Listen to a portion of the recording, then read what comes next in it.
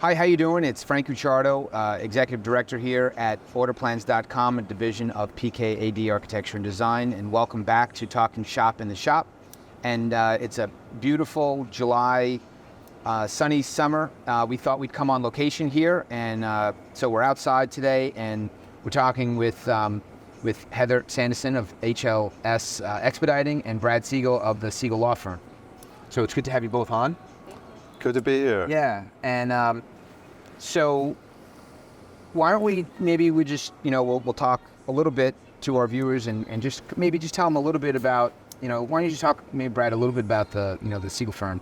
What's your focus? What do you do? Give us a little flavor. Sure. So we're business-oriented law firm. We work, but we work with businesses and consumers, focus on commercial real estate, residential real estate, employment matters, all types of litigation, contracts.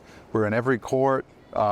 We help write contracts to prevent and minimize situations in court, and been doing this for 30 years. Back prior to starting the Siegel Law Firm. Tell them that story. That's great. Give the backstory. Yeah, so we started the Siegel Law Firm about 2008 about, right? So that goes back 15 years. But prior to that, for 17 years, I was the in-house counsel and general counsel for a billion-dollar real estate firm, business firm, the Jack Parker Corp. So I had the benefit of learning from some very smart, successful people on a daily basis. They, in the real estate world, they owned every type of asset class, hotels, retail, office, rent stabilized, industrial.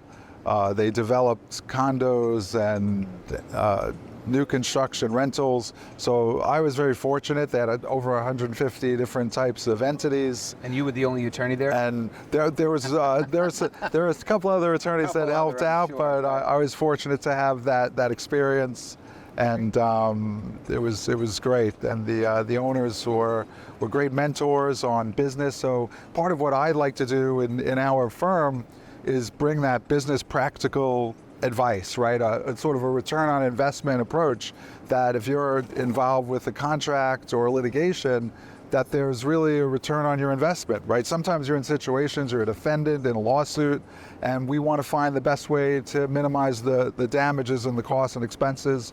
There are situations where clients come and they have a great idea for a lawsuit, and it's maybe not such a great idea when you're navigating the courts. The court system is part of government. It doesn't move fast like business. It's expensive, there's red tape, it's slow, they go at their own pace. It's a great thing. Well, the court system, the legal system is at the foundation of our democracy. So that's the foundation, right? We're talking real estate. That's what holds the democracy and the business system, and the ability for people to exercise and defend their rights, that holds it in place by knowing you have a remedy to go to a court to get justice is a great thing. Right. However, it's not a perfect system.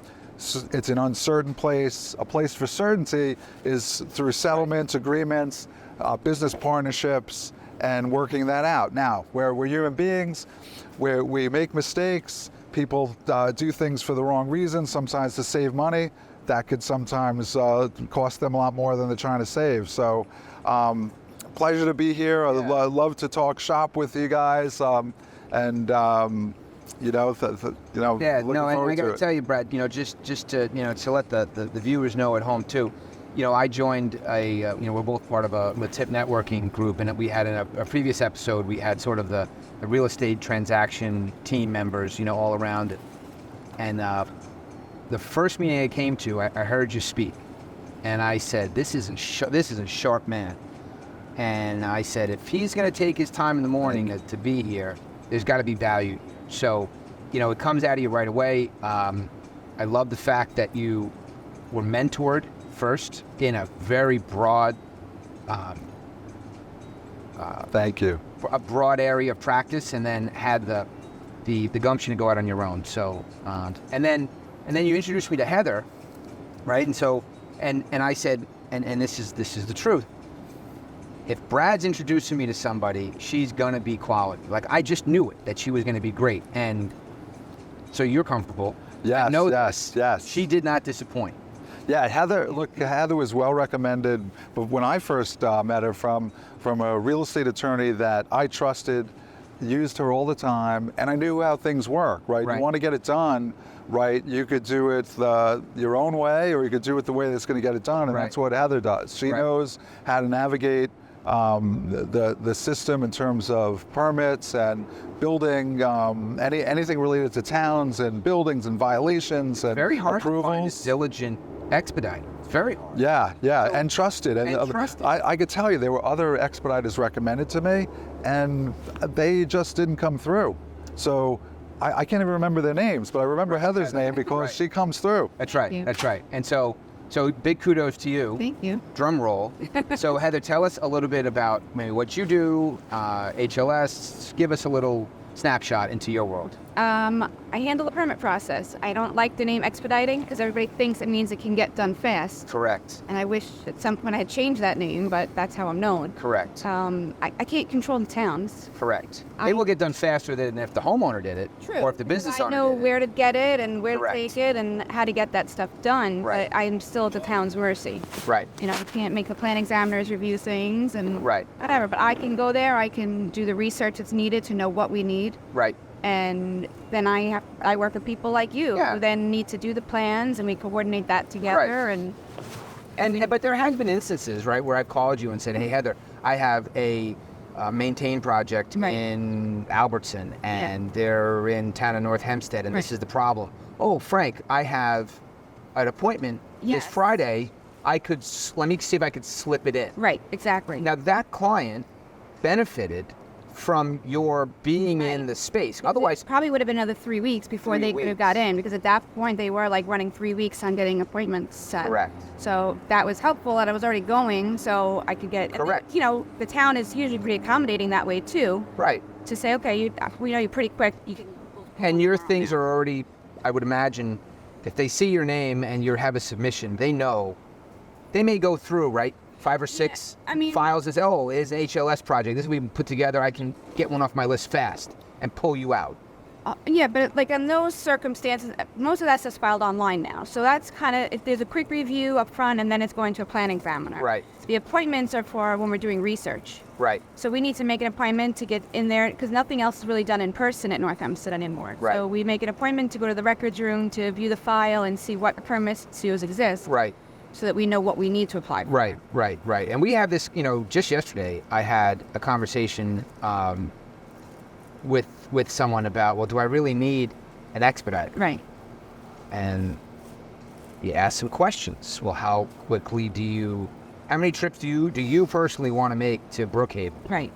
And they're like, as little as possible. I said, then you need an expediter. And it's not to say that you may not need to go back multiple times when necessary, but the point is, and to reiterate what you said, there's red tape. Yeah. And the homeowners and the business owners have no clue what they're up against.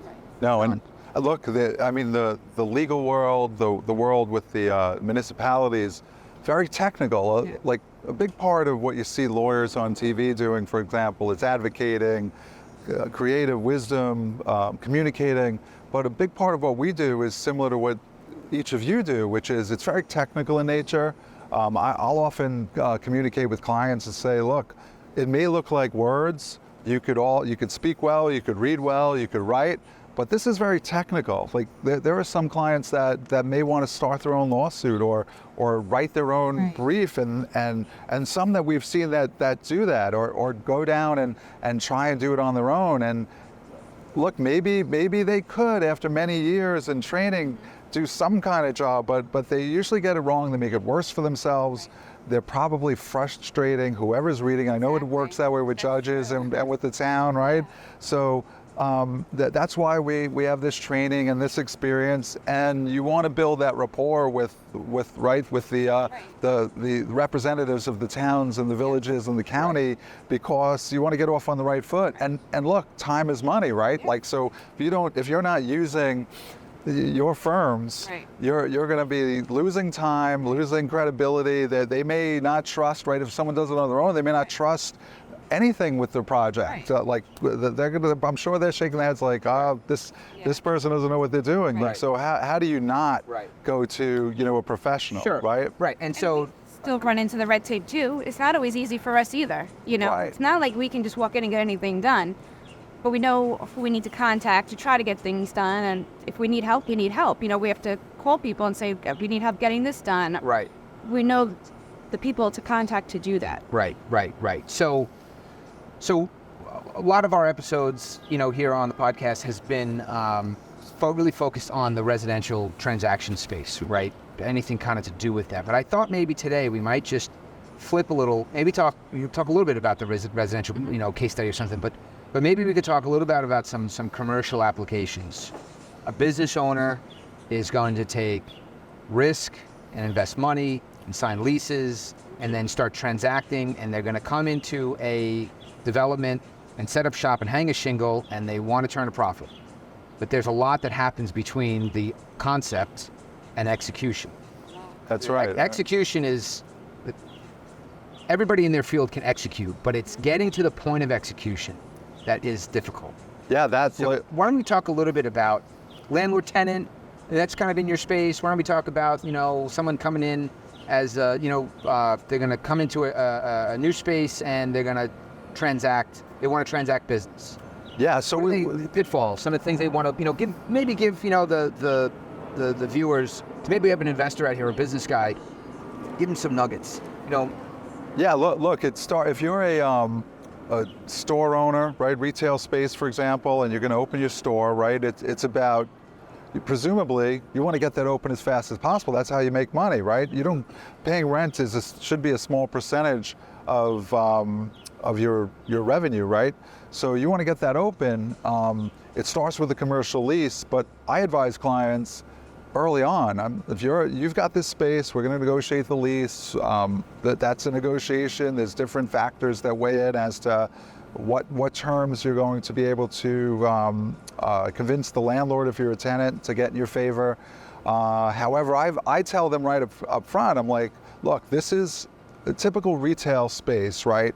As compared to office or industrial in this example, is what they call, the landlord will deliver what's called a vanilla box, right? It's sheetrock, and then they hand it over to the tenant. They have to take care of everything from the outside, signage, doors, and everything inside the build out. So some of them may have a kitchen or some, that they all have electric. There's lighting. There's changes of the space that need to go through the town and get approvals. So I tell them up front, you have to have this lined up. In your lease, there's going to be a timing mechanism that says this is when it's deemed substantially completed, and the landlord may be involved. They're going to be involved with approvals and sign-offs, but you got to get your team lined up right away, because once that lease is signed, the clock is ticking. 3 months or something, they're going to give them rent-free to get their permits in place and get the work done. Exactly. So if you sign your lease and start to talk to your design professionals, your architects, engineers, and so on late in the game, you're going to be behind the eight ball. Right. So that's important. Now, in a lease, you can negotiate the definition of what's completed space, what's substantially completed, when it's done, when that starts. The market is a factor. How large or small you are as a tenant is a factor.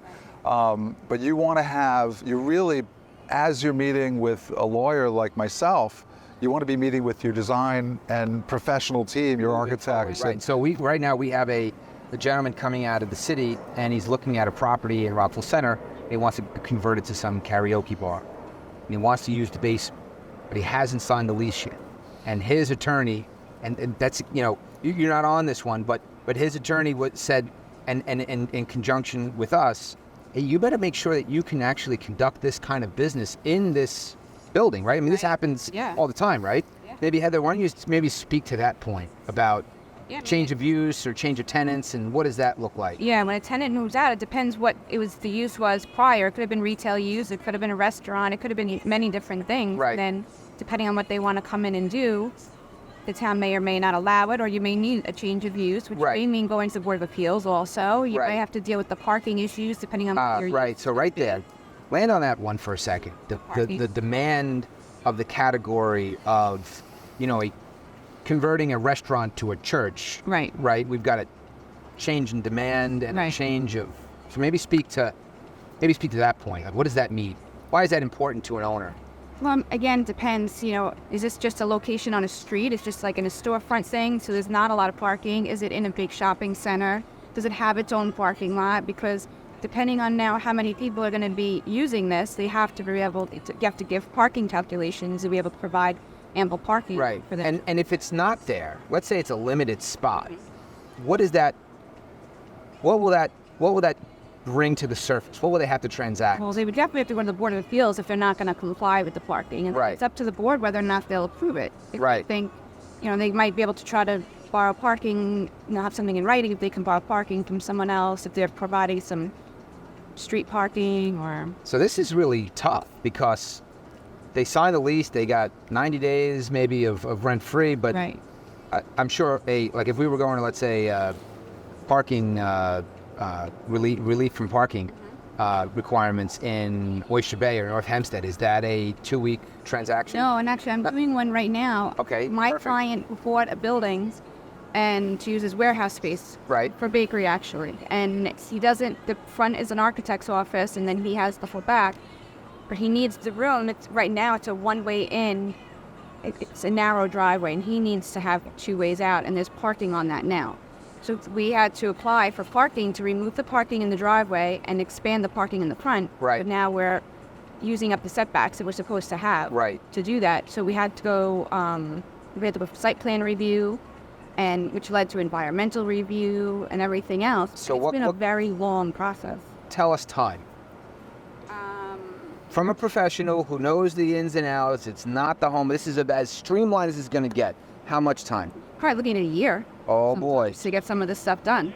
Oh boy. There's a lot of different steps. it has You to should go look into the camera and tell them that. through. It take a year. Yeah.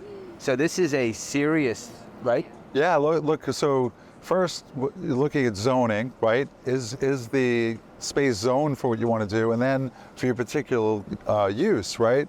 Can you get a certificate of occupancy for the use that you're planning? And there are examples of venues that want to offer alcohol, for example. That if you're too close to a school or a church, you may not be able to do it. So you really can't jump into a lease. Look, we have on the litigation side, there are people that come to us that didn't hire a lawyer, didn't think any of these things through, and now there are all kinds of situations people get into by not hiring a professional, not thinking it through, and they have money, they're investing in a business, but they made light of a situation. And I tried to tell many people, before you jump into it and buy the property or lease it or whatever you're going to do the research first. Whether you hire someone like me or you to do the research, you have to do the research. You have to know what you're up against. Right. Where you might be getting into something you can't do. Right. Now you've wasted all that money and time and have to start all over.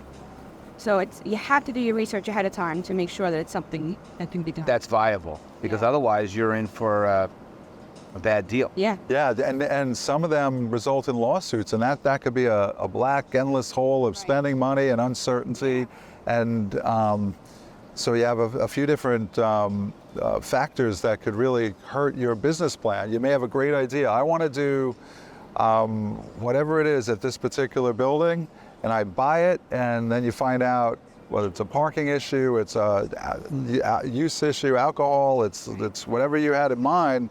But that's where professionals come in, Right. And they're not always prepared for what is required by code either, like needing to put handicap bathrooms in or certain things to make the space comply with code. So if they go, this space is good, I'm going in, and then they find out, oh, well, to do what you want, you have to do a lot of work. You have to do a lot of work. So let's make this let's take this real granular now, right? So let's say you have an investor who says, I see a deal, I bought it on auction on the steps of town hall or whatever. Now they buy this building with all of its inherent problems, right? I mean, truth be told, in my experience, more times than not, the landlords are not updating their CO roll. Right. It's folks are in and out, and in and out, and then it's Yeah. it's only until when you hit the town, and the town says, well, I have no record of this being a bakery. Right. There's not a, and now we have a real, now the tenants are, well, what do you mean? The landlord said, and the landlord now turns and says, that's not my problem, and now we're into...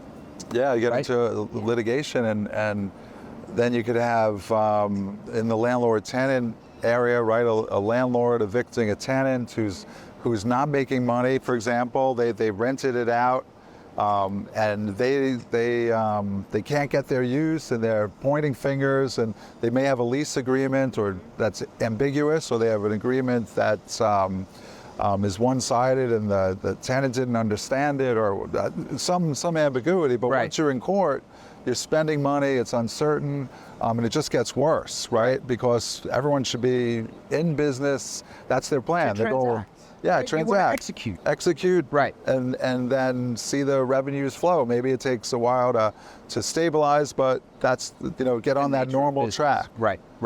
So I have a client that is just unsure of if he should be purchasing or not purchasing. He's this client in Rockville Center, and he's taking the time and he's talking through. So maybe just speak to that point about the due diligence and the value of it before they transact. Yeah, so really, you have to know what you're buying, right?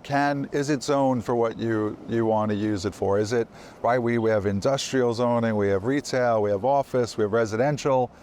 Is this location appropriate for what and legal for what you'd like to use it for, right? We know that you can't put an office building in a residential neighborhood in most cases, right? It's not going to happen. You can't. That's your idea. Like, this is the perfect, but not that office is favored now. Or I want to convert that house into a retail store. I want to sell ice cream. I'm going to buy that house. We're going to sell more ice cream than anything. And I just go ahead and I bought it, and I'm starting to.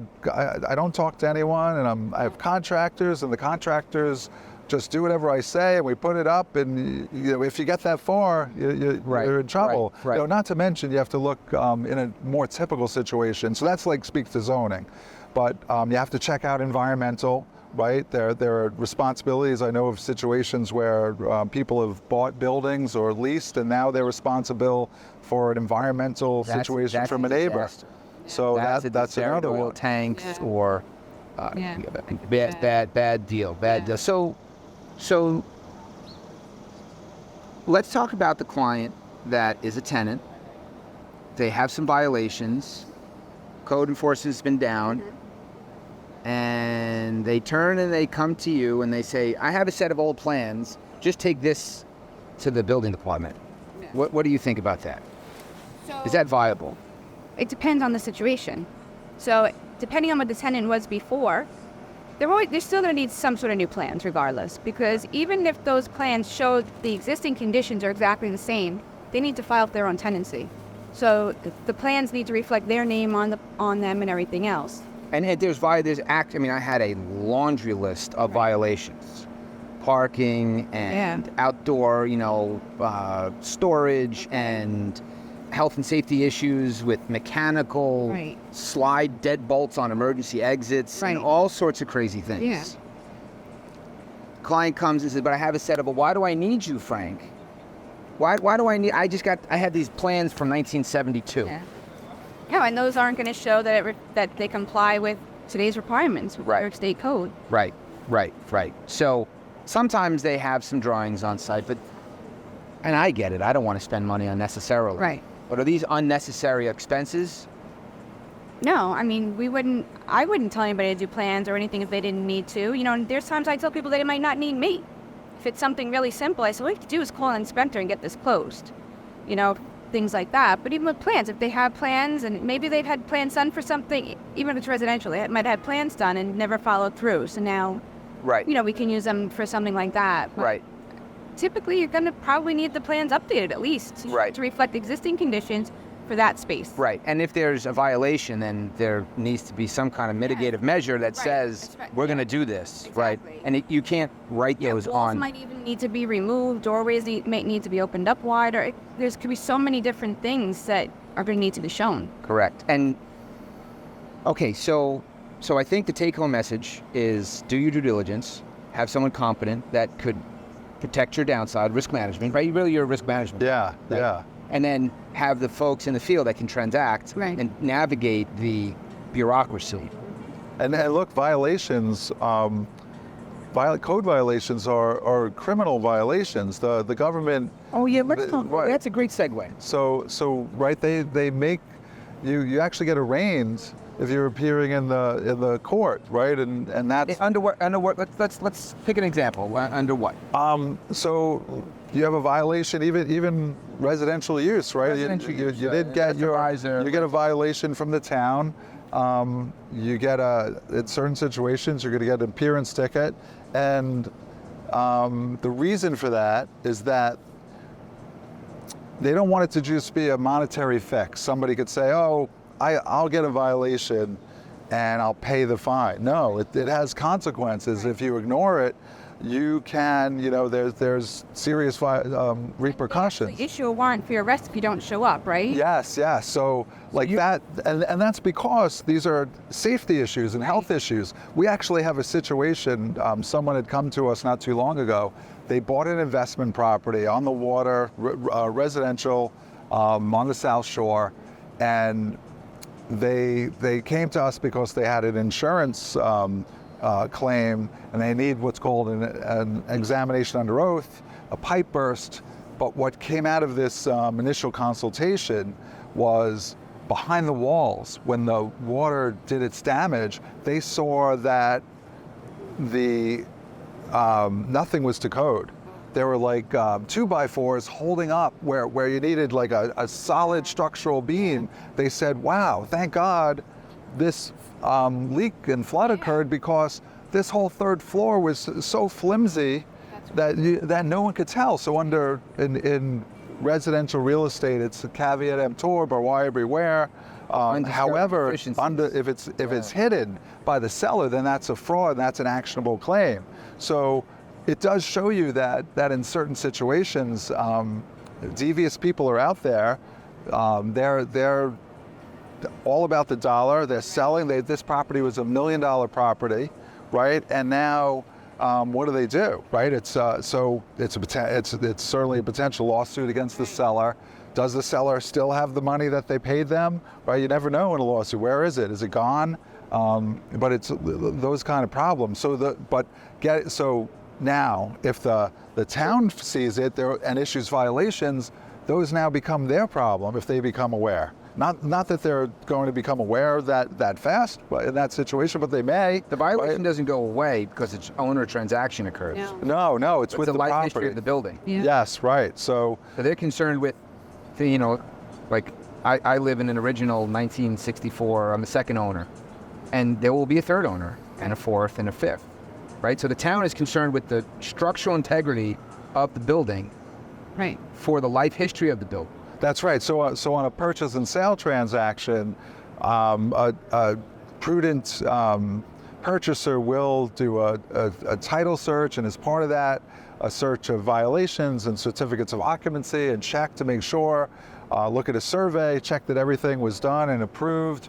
And it's not so simple as just it's a team effort, right? Right. You have a survey, you look at original plans, you see when it was built, and you have to. Right. Exactly. And so right now I have a seller. I came from a colleague, and she calls me and she says, there was an addition put on the house. I have an old set of plans. We need the deck legalized and some gazebo. And I said, okay, I could go do that for you. And I said, but Deb, what are these old plans? Do they show this, this, and this? She goes, well, let me look. Oh no, that's not there. And I said, well, what about that? The egress door to the basement. Oh no, that's not on. I don't see that in the CO. I said, what about in the basement? And so as we start peeling back, that's not legal, this is not legal, that's not legal. I said, you have multiple things using those old drawings, we just got to start fresh. And Don't understand that you can't address one thing. Like, I'll have people say, well, I don't want to file for it. Just file for my deck. I just need a permit for the deck. But it doesn't work that way because we need an updated survey most of the time anyway. That's going to show other issues too. And we, as the professionals, we can't go into the town like that because we're supposed to know better. So we need to be able to say, this is everything that needs a permit and not do piecemeal. And it's worse for them anyway. It's going to come back to them. Right. Because the town is going to pick up on it, Right. whether it's during review or during inspection, and they're going to have to start it all over anyway. Right. And what you see sometimes in the residential transactions is that they'll think that, well, I don't want to make my deck legal. My taxes will go up. Right. I'll pass it. I'll accept it from the buyer, and then they have to deal. They're not thinking they have to deal with it when they sell. Right. That they're going to be responsible, and if you want to do some renovations while you're the owner, right? It's coming. Yep, that's where it comes up. There will be penalties assessed. Right.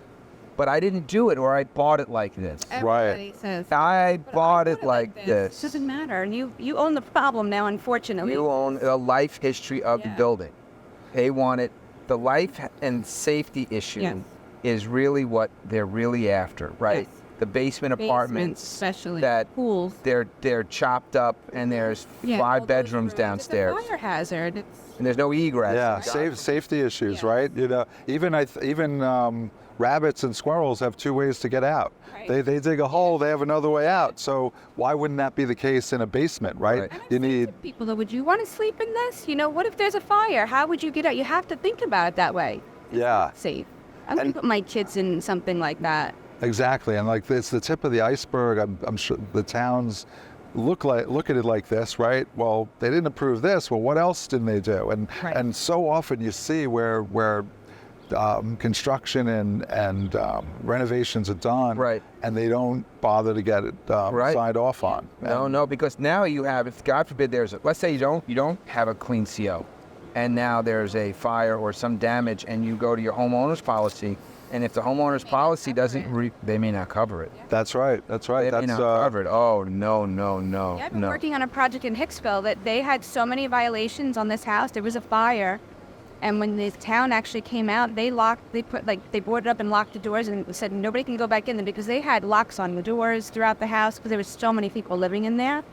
There was a porch converted to living space that had nothing under it to support it, no footings, nothing. So that little fire opened up such a can of worms for them of all this work that has to be done. Right. We in the extreme situation, the municipalities have the ability to knock down a house. Yeah. If it's so extreme. It goes to your taxes. Yeah. You have to pay for it. Right. You have to pay, and you pay for the renovation. You pay for the knockdown. Right.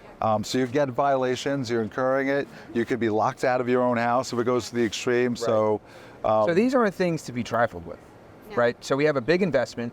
From the residential standpoint, it's probably most homeowners' most valuable investment, right? So if you're going into transaction, you just want to make sure that everything is clean. It's worth your while. On the business side, they're large dollar amounts. Maybe they're exposed now and they're taking on debt liability, and they've got their business plan, and there's a missing, the good book says, count the cost.